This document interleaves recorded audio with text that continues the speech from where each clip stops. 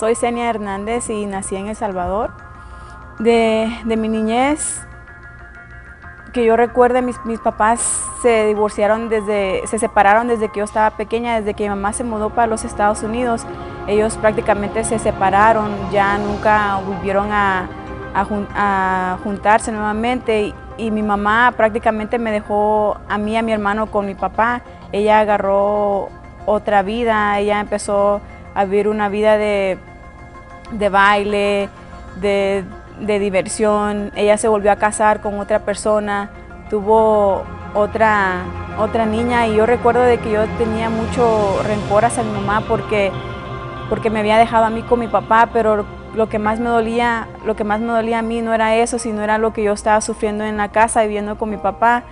Desde la edad que yo tengo memoria de unos 4 años, que yo me recuerdo la primera vez que me viene a la mente que mi papá abusaba de mí. Él me tocaba. Yo recuerdo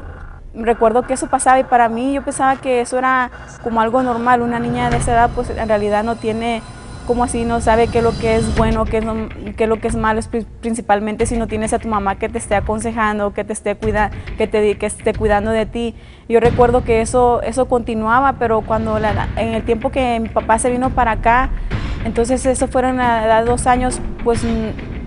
no pasaba nada, pero yo pensaba de que eso era normal. Pero llegando acá a Estados Unidos, que mi mamá nuevamente los volvió a abandonar a mí y a mi hermano, empezó otra vez el abuso. Y en lo que más yo iba creciendo, yo estaba confundida porque mi papá era cristiano, porque yo había nacido en un hogar cristiano, porque ellos siempre me habían enseñado de que había un Dios, de que un Dios que me amaba, que me cuidaba, pero yo siempre me preguntaba de que por qué me sucedía, por qué pasaba eso en mi casa, por qué mi papá los enseñaba algo, pero él los enseñaba, los daba una buena educación, los enseñaba acerca de las cosas de Dios, pero ya estando en casa era como que otra cosa, en las noches era un sufrimiento, era un temor, era un pavor que yo cada noche me acostaba y decía qué es lo que irá a pasar esta noche, qué es lo que irá a suceder esta noche. Era siempre mi pensamiento. Y yo recuerdo que yo oraba y yo lloraba en las noches y le decía a Dios de que por qué Él permitía de que eso me pasara, que qué es lo que había hecho yo para que eso me sucediera a mí, que si yo me merecía esa vida. Y yo siempre luchaba con esos pensamientos, preguntándome por qué sucedía esto. Y me recuerdo una vez que estando en la escuela, estaba yo en el tercer, cuarto año, y yo estaba dibujando, porque el abuso causa muchas cosas en uno, y una de las cosas que eso causó a mí fue que me metí a la pornografía. Entonces yo, estando en la escuela, yo estaba dibujando cosas de pornografía. Entonces un maestro me cachó, y cuando él se acercó a mí me dijo que fuera a su oficina y empezó a hablar conmigo y me preguntó que por qué estaba haciendo eso, y yo le dije pues todo lo que estaba pasando en la casa. Y recuerdo de que después de ahí le hablaron a la policía, hicieron una investigación y le hablaron a mi mamá que ella tenía que ir por mí, que yo no podía estar viviendo con mi papá. Pero mi mamá, en vez de cuidarme, parece que ella no se sentía como que no podía hacer nada, y me regresó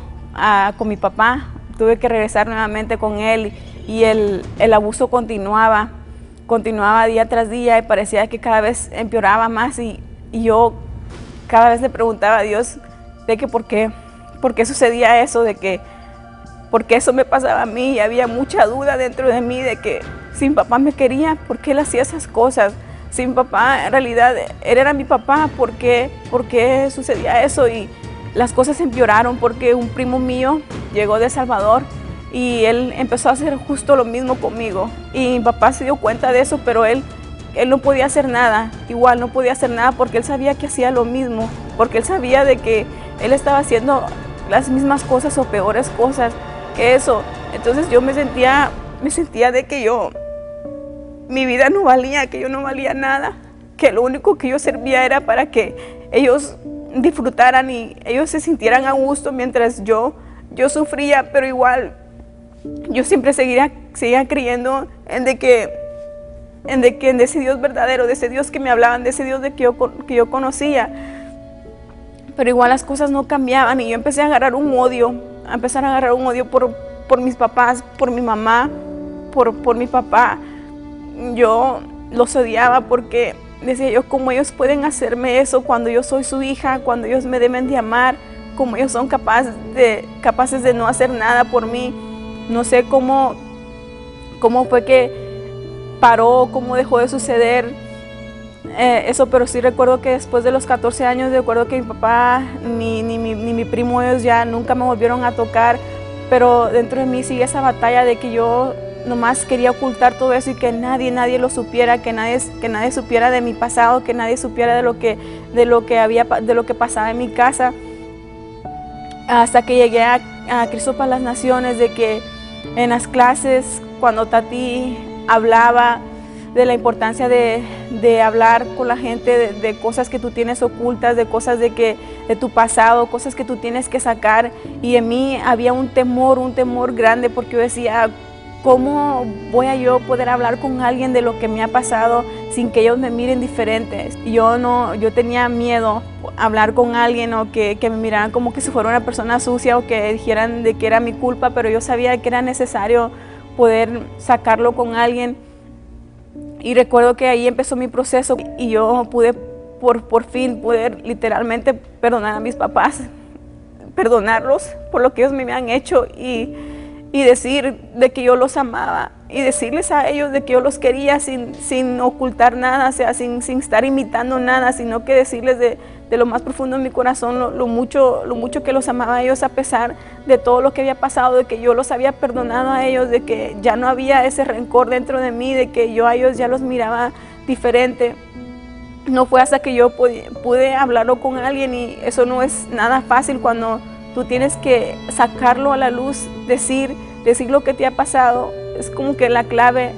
importante de tú poder salir de eso, poder hablarlo con una persona, y no cualquier persona, pero una persona de que te va a ayudar, no simplemente te va a escuchar y ahí se acabó todo, no que una persona que va a estar al pendiente de ti, te va a estar ahí, te va a sacar, ahí va a ir de mano a mano contigo para sacarte de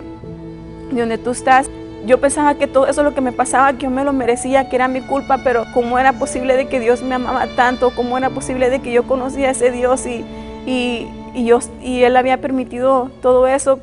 Pero cuando tú vienes a conocer de que todas esas cosas que te pasaron a ti, Dios la puede cambiar en algo diferente, que lo puede hacer algo para bien. Para mí, todo lo que me pasó, eso me ayudó a acercarme más a Dios, a saber de que yo puedo depender de Él,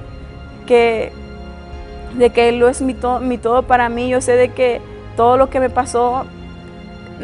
yo no me lo merecía, pero igual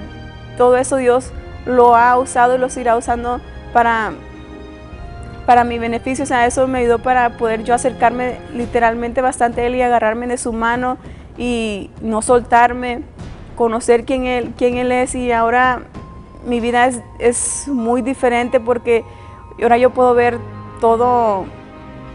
podríamos decir, de una manera diferente. Puedo tener una relación de hija y madre con mi mamá, y de papá y padre e hija hacia mi padre. Es lo que Dios ha hecho en mi vida, esa sanidad interior, es lo que Él ha hecho, y que es lo que Él me ha sacado de todo eso. Ahora yo puedo ver todo de una manera diferente. Antes en mi pasado, o sea, era como que era un temor, era como que yo no quería hablar de eso, no quería recordarme de eso, pero ahora yo cada vez que me recuerdo de eso puedo mirar siempre